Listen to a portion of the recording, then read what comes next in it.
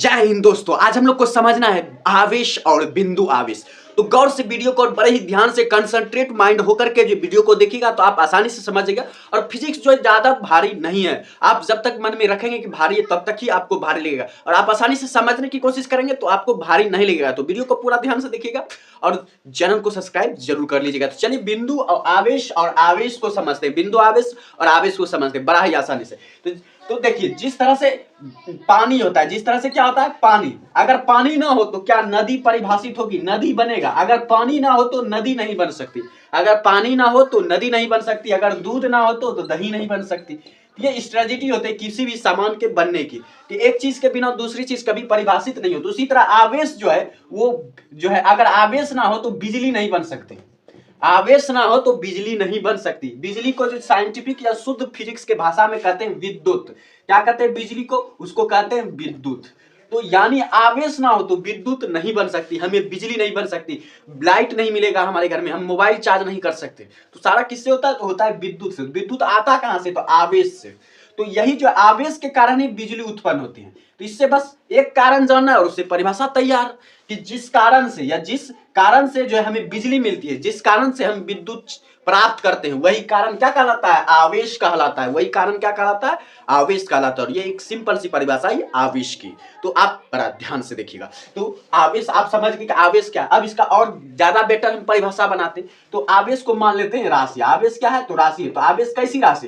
तो आवेश एक ऐसी राशि है जिससे कि हमें विद्युत प्राप्त होता है, जिससे हमें विद्युत प्राप्त होता है, तो वह कहलाता है आवेश। वह राशि क्या कहलाता है? आवेश। चलिए और इसको और ज्यादा बेटर परिभाषा बनाते हैं। तो और ज्यादा बेटर में जाएंगे तो आवेश जो है वैसी भौतिक राशि है या वैसी राशि है। आवेश एक ऐसी राशि है जिसके कारण किसी भी वस्तु में विद्युतीय गुण आ जाता है, जिसके कारण किसी भी वस्तु में विद्युतीय गुण आ जाता है। तो यह भी एक परिभाषा होगी। हमने 3 परिभाषा आपको बताएं, तो आप जिस तरह से समझेंगे उस तरह से याद रख सकते हैं। तो आपको समझना जरूरी है, रटना जरूरी नहीं है। तो आप एक कारण खाली समझ लीजिए और उस कारण को भाषा में बदल दीजिए। आप कारण को जैसे ही भाषा में बदलेंगे वो परिभाषा खुद ब खुद बन जाएगी। इसलिए कारण को समझने की कोशिश कीजिए कि कोई भी चीज क्यों पनप रही है और किस लिए पनप रही है, उसका कार्य क्या है, उसका उद्देश्य क्या है।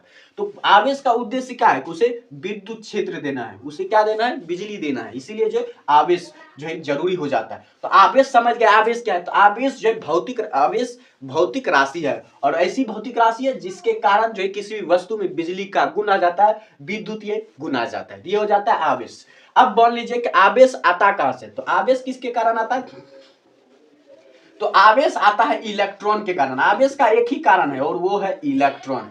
इलेक्ट्रॉन जिस तरह पानी बहता है तभी नदी कहलाती है, यानी पानी बहेगा तभी नदी कहलाएगी। अब मान लीजिए कोई गड्ढा है, उसमें पानी है लेकिन वो स्थिर पानी, गड्ढे में पानी क्या है? स्थिर पानी, तो वो नदी कहलाएगी? नहीं कहलाएगी। वो तालाब कहलाएगी? नहीं कहलाएगी। अगर किसी गड्ढे में पानी है लेकिन वो तैर रही है तब पर भी वो तालाब कहलाएगी, भले नदी ना कहलाए लेकिन वो तालाब जरूर कहलाती है, उसका यूज होता है। लेकिन अगर यही पानी स्थिर हो जाए तो ये कूड़े कचरे के समान हो जाती है। उसी तरह इलेक्ट्रॉन भी है, जब इलेक्ट्रॉन बहता है तभी बिजली बनती है। अगर इलेक्ट्रॉन बहना छोड़ दे तो बिजली नहीं बनेगी। जिस तरह से अगर पानी बहना छोड़ दे तो तालाब नहीं बनेगी, नदी नहीं बनेगी, उसी तरह अगर इलेक्ट्रॉन बहना छोड़ दे तो आवेश नहीं बनेगा। इसलिए जो है इलेक्ट्रॉन बहता है तभी हमें बिजली प्राप्त होती है। तो कारण क्या है? वो है आवेश।